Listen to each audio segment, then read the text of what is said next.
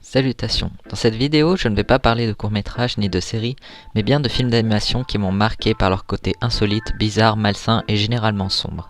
Les films sont au nombre de 10 et je les ai classés par ordre du plus léger au plus badant en toute subjectivité. U. Un dessin animé qui parle de l'adolescence et de la découverte de l'amour, dit comme ça fait léger. C'est l'histoire de Mona, une fille malheureuse maltraitée par ses parents adoptifs, deux gros rats hideux, qui un soir va sangloter en prononçant le son U. Une petite licorne du nom de U va alors apparaître et devenir sa meilleure amie. Mona en grandissant va rencontrer des gitans nomades et tomber amoureuse de Luca, un chat rouge qui joue de la guitare. Qu'est-ce qui rend ce film mature du coup? Pas grand chose en fait, c'est pour ça qu'il est si bas dans le classement. Déjà, les dessins, on va pas se le cacher, font presque psychédéliques.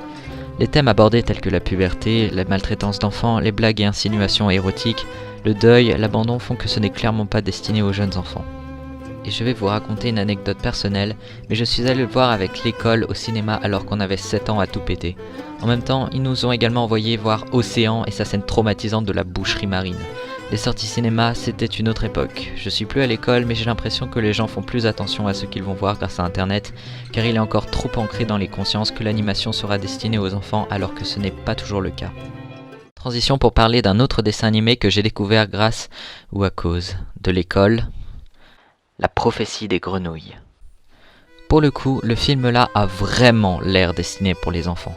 Autant avec U, on pouvait avoir un doute à cause de son style particulier, mais là on dirait carrément que celui-ci est destiné pour des maternelles. Et pourtant, je vais éviter de spoiler au possible si vous avez envie de le voir car certains retournements de situation valent le coup. C'est une espèce de réécriture de l'Arche de Noé en mode hardcore. On suit une petite famille de campagne qui va se retrouver dans un déluge suite à une prophétie annoncée par des grenouilles. La terre entière va être inondée et les animaux du zoo vont devoir se protéger dans l'énorme maison du grand-père. Et ça va très vite dégénérer, car la seule source de nourriture pour les herbivores, carnivores et humains vont être de la pomme de terre. L'arrivée d'une tortue avec un moignon est déjà annonciateur du tournant que le film va prendre. La petite fille croit que ses parents sont morts avec ce que raconte la tortue. Ce qui le rend creepy, c'est tout ce qu'il va se passer sur la maison bateau. Les cris des herbivores qui se font attaquer, le sang et surtout un personnage absolument terrifiant qui séquestre les humains, qui les menace de manière très graphique et qui est complètement psychopathe. La maltraitance des animaux est abordée, le meurtre et les personnages disent des gros mots, on voit un personnage nu, bref c'est vraiment un film idéal pour des 6-8 ans encore une fois. En tout cas, si vous ne le connaissez pas, je vous le conseille chaudement. Il fait partie de mon enfance et même aujourd'hui j'ai plaisir à le revoir. Mon ninja et moi. Un film récent. Il est plutôt particulier. Il se veut et a l'air pour les enfants avec ses graphismes très basiques, mais en réalité est destiné à un public averti. Le film montre sa violence dès la première minute du film qui nous expose à une usine d'enfants exploités dont l'un se fait massacrer à coups de canne par le riche propriétaire et meurt sous nos yeux. La poupée fabriquée par l'enfant va prendre vie et s'allier avec le petit Européen qu'elle rencontrera durant sa mission et je vais m'arrêter là car l'intrigue est assez costaude. On a donc dans ce film les thèmes de l'infanticide, du travail infantile, du meurtre, des gros mots, des agressions sexuelles, du trafic de drogue, du harcèlement et le suicide par harakiri. J'aimerais énormément faire un épisode spécial sur ce film car il est vraiment 50-50. Je le trouve à la fois intéressant et audacieux sur un côté et malaisant, maladroit, cringe et contradictoire envers son propre scénario sur un autre. Monster House. Un film plus vieux et plus connu, Monster House. Il en aura traumatisé plus d'un celui-là. C'est l'histoire de DJ, un garçon curieux qui observe la maison étrange de son vieux voisin menaçant. Ses parents vont partir en vacances, il va donc en profiter pour enquêter sur la mystérieuse demeure grâce à ses deux amis. Il va causer un infarctus au vieux neighbor cracker et c'est alors que la maison va être vide et pourtant les activités paranormales continuent. Ils décident d'y entrer et c'est un vrai carnaval d'étrangeté qui s'offre à eux. La maison essaye sans cesse de les massacrer, de les broyer, de les digérer vivants. Suite à leur dangereuse infiltration, ils vont apprendre la touchante et malheureuse histoire du vieux neighbor cracker et de sa défunte femme, dont ils tomberont nez à nez avec le cadavre. Littéralement. C'est un film effrayant mais aussi attendrissant sur le deuil, apprendre à laisser partir quelqu'un, sur la grossophobie et la maltraitance des personnes différentes. Je le recommande donc, il est un peu malaisant sur quelques petits moments mais globalement il vaut le coup. Le monstre de Nyx. Bon, là je triche un peu car il s'agit d'un court-métrage, comédie musicale, mais de 30 minutes quand même et qui est sorti en DVD. Je pense que de tous les films que j'ai cités dans cette liste, c'est celui que vous avez le moins de chances de connaître. Le monstre de Nyx a des vibes très Burton, même si je n'aime pas dire ça, c'est quand même plus facile pour comparer. On suit Willy dans un village désolé et apocalyptique qui apprend que des habitants ont été enlevés dans la forêt par un monstre. On y rencontre des bestioles au design loufoque, comme une hirondelle borgne avec des mains humaines à la place des pattes, des hommes arbres aux nez crochus, des sirènes fœtus. C'est un univers lugubre et c'est ce qui fait tout son charme. Si on veut théoriser dessus, on peut même penser que ça parle de la vie et de la mort, du renouveau ou de la mise en abîme progressive d'une histoire qui se finit. Il est depuis octobre 2020 disponible sur YouTube et c'est une bonne nouvelle puisque moi et mon ami avions galéré à le trouver auparavant. Ma vie de courgette. Un film plus récent et qui a fait un peu plus parler de lui, encore une fois, il n'est pas effrayant, il est surtout très sombre. On y rencontre le personnage principal, Courgette, qui est maltraité par sa mère alcoolique suite au départ de son père. Ça commence bien. Il va accidentellement la tuer, et on n'est qu'au début du film, et il va se retrouver dans un centre d'adoption pour enfants maltraités. On y rencontrera Simon, Ahmed, Jujube, Alice, Béatrice, Camille qui ont été victimes de leurs parents drogués, en prison, pédophiles, meurtriers et suicidaires ou pour le moins trash qui n'ont pas pu rester légalement sur le territoire. Malgré ces thèmes très durs, le film arrive à rester mignon et enfantin avec un beau happy ending. Je note aussi là qu'il faut faire attention car il y a un moment du film lorsqu'il danse dans la cabane qui peut provoquer des crises d'épilepsie et ça, le film ne le dit pas.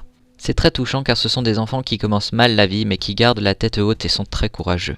J'ai adoré, surtout que c'est un film qui peut combler les enfants dans des situations similaires qui sont peu ou pas représentées dans les cartoons dédiés à la jeunesse. Le magasin des suicides. Celui-là est plutôt connu car il a fait parler de lui à l'époque de sa sortie. C'est encore un film qui a été tiré d'un livre du même nom. Il est à mon goût audacieux et original et il prévient son public directement avec son titre et ses dessins sombres. En contrebalance, ça n'est pas pour autant un film complètement glauque et déprimant car l'humour noir y est omniprésent. C'est l'histoire de la famille Tuvache qui tient un magasin pas comme les autres. Dans un monde en crise et triste à en mourir, ils font affaire dans leur boutique aux produits laitaux. Cependant, leur vie et leur business va être chamboulés par leur dernier enfant qui est une boule de joie sur pattes, et je n'en dirai pas plus. Les passages choquants ou glauques sont bien évidemment tous les suicides que le film nous montre, les tentatives d'infanticide nombreuses du père Tuvache.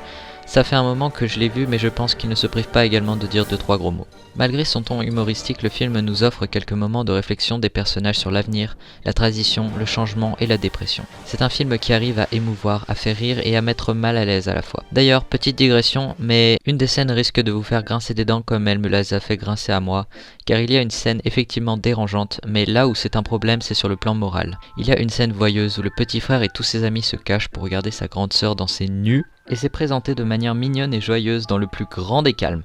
Lorsque la mère découvre le dessin du petit garçon, car oui, en plus d'avoir organisé une soirée voyeuse à son insu, il l'a dessiné à poil, et la réaction de la mère, il y en a pas, comme si c'était normal.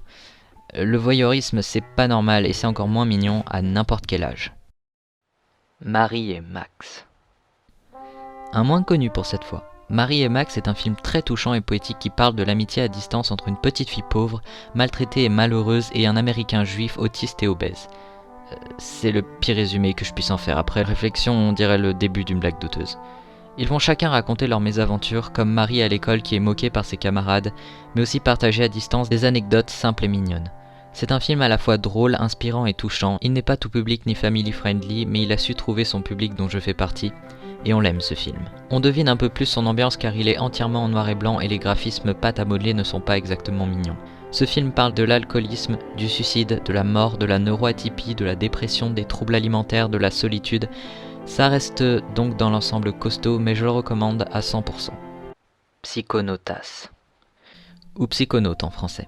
Les créateurs de ce film se sont d'abord fait connaître grâce à leur court-métrage particulier intitulé Sang de licorne, qui avait tourné sur les réseaux sociaux, montrant deux petits ours qui tuent des licornes pour survivre et qui traitent de la jalousie et de l'empreinte humaine. Mais on va plutôt parler de leur long-métrage plus récent, Psychonautas. J'ai beaucoup aimé son côté osé et mélangé cartoon très mignon et réalité très dure dans les thèmes qu'il aborde. Ça se passe dans une ville autour des personnages de Bird Boy, un oiseau au regard vide, Dinky, une souris qui a une famille odieuse, et leurs amis qui ont chacun une vie difficile. Leur monde est pauvre et catastrophique et sent la dystopie à plein nez. Ensemble, ils essayent coûte que coûte de fuir la ville. Ce qui en fait un film mature, c'est son monticule de thèmes profonds ou choquants, les scènes violentes de bagarre, les gros mots, la petite scène olé olé, la dépression, la négligence des enfants, la pauvreté, la dureté de la vie, le trafic de drogue, l'écologie, la pollution de l'air, le meurtre, les parents toxiques, la maladie, l'addiction, la mort, la chasse, ça fait beaucoup. J'ai personnellement bien aimé, en plus l'animation est vraiment bien réalisée. J'ai trouvé cependant qu'à vouloir aborder trop de thèmes en si peu de temps, le film avait un léger côté bordélique. Padak. Est-ce que vous vous êtes déjà demandé ce que ça fait d'être un poisson qui va se faire bouffer dans un restaurant coréen ? Padak est un film sombre, dramatique et horrifique et heureusement ces dessins ne le cachent même pas dès les premières secondes du film. Là par contre je ne vais pas vous le cacher, le film n'a rien de léger. Il est horrible du début à la fin et nous tient en haleine grâce à l'espoir des poissons. On suit l'histoire d'un maquereau qui se fait pêcher de l'océan à travers ses yeux. Et c'est juste si bien fait. Les créateurs arrivent à nous montrer la cuisine de poissons qui à nos yeux est quelque chose de normal et même d'appétissant, en un cauchemar sanglant avec des poissons qui résonnent comme des humains. Il faut être vraiment psychologiquement armé pour voir ce film et ne pas être déjà dans un mauvais mood pour le regarder, et je ne plaisante pas. Ce dessin animé n'est définitivement pas pour les enfants. Il contient une multitude de scènes gore, de violence, de cannibalisme, de tragédie, de quoi nous dégoûter de manger du poisson au moins pour une bonne semaine. Je tiens quand même à citer ces mentions honorables telles que Black Dogs, Watership Down et Felidae qui sont assez connus pour leur genre, et les films du studio Laika comme Coraline, Paranormal, Les Box Trolls et La Légende de Kubo. Et bien qu'ils soient populaires, j'aurais aussi pu parler de Jacques et la mécanique du cœur ou des films de Tim Burton, mais à titre personnel je ne les trouve pas creepy dans leur ambiance globale à cause de leur côté humoristique, frivole et positif.